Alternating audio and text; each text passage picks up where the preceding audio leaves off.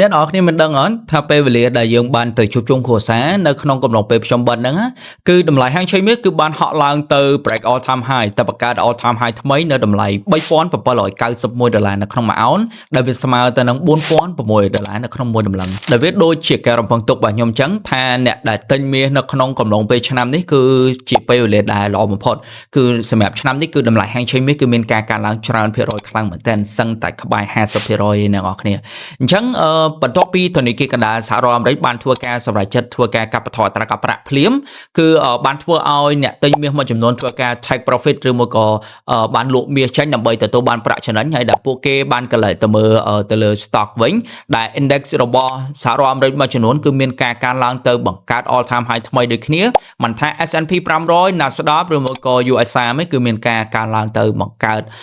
ឬមួយក៏ create ទៅលើតម្លៃហាងឆេងខ្ពស់បំផុតក្នុងប្រវត្តិសាស្ត្ររបស់ពួកគេតែទោះបីជាយ៉ាងណាក៏ដោយតម្លៃហាងឆេងមាសគឺអត់បានធ្លាក់ចុះច្រើនទេគឺបានធ្លាក់ចុះត្រឹមតែ$100នៅក្នុងមួយអោនតម្លៃហាងឆេងមាសគឺមានការ pull back ឡើងមកលើវិញដែលបានកើនឡើងទៅ create all time high ហ្នឹងគឺដោយសារតែប្រទេសចិនគឺជាចំណុច snow ដ៏សំខាន់ដែលចិនមានបច្ចេកមួយនៅក្នុងការនាំចូលមាសក្នុងរយៈពេលមួយទសវត្សរ៍ហើយបច្ចេកមួយនេះគឺចាប់ផ្ដើមបន្ទាប់ពីជំងឺ COVID-19 បានធូរស្បើយអញ្ចឹងគឺប្រទេសចិនបាននាំចូលមាសជាបន្តបន្ទាប់ចូលទៅក្នុង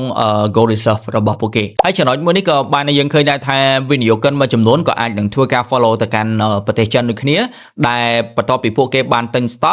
stock ក៏បានមានការថមថយមកវិញបន្តិចប៉ុន្តែយើងមើលទៅក្នុងរយៈពេលវែងក្នុងកំឡុងពេល5ឆ្នាំទៅមុខទៀត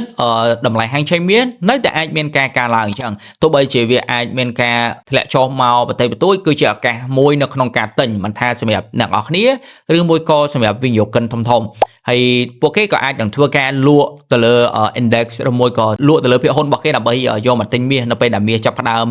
កាន់តែមានការកើនឡើងនៅតម្រូវការអញ្ចឹងគឺតម្លៃហាងឆេងមាសគឺនៅតែបន្តមានតម្រូវការខ្ពស់អញ្ចឹងបើសិនជាយើងមើលទៅលើstock ភាគហ៊ុនបើសិនជាតម្លៃហាងឆេងមាសមានការកើនឡើង stock ភាគហ៊ុននឹងមានការធ្លាក់ចុះ S&P 500នៅពេលដែលមានការធ្លាក់ចុះគឺបានទាញឲ្យតម្លៃហាងឆេងមាសមានការកើនឡើងដូចជាបង្ហាញយើងឃើញថាវិនិយោគិនមួយចំនួនបានលក់ហ៊ុនចេញដើម្បីយកមកទិញមាសអញ្ចឹងតម្លៃហាងឆេងមាសអាចនឹងមានការកើនឡើងរហូតដល់ទៅ$4,000នៅក្នុងមួយអោនដែលវាស្មើទៅនឹង$4,800នៅក្នុងមួយតម្លឹងលុះត្រាណាតែ stock ភាគហ៊ុនឬមួយក៏ S&P 500មានការធ្លាក់ចុះមកកាន់តម្លៃទូទៅរបស់វាវិញអញ្ចឹងនៅក្នុងព្រឹកថ្ងៃទី25ខែកញ្ញាឆ្នាំ2025នេះទីផ្សារមាសសៀងហៃបានបើកដំណើរការទីផ្សារមកគឺនៅតម្លៃ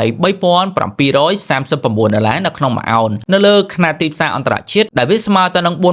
$4,503ក្នុងមួយតម្លឹងនៅក្នុងទីផ្សារមាសប្រទេសកម្ពុជារបស់យើងអញ្ចឹងសម្រាប់ថ្ងៃនេះផ្ទាល់ខ្ញុំនឹងធ្វើការដាក់ support resistance ជូនទៅកាន់អ្នកនរគ្នាជាធម្មតា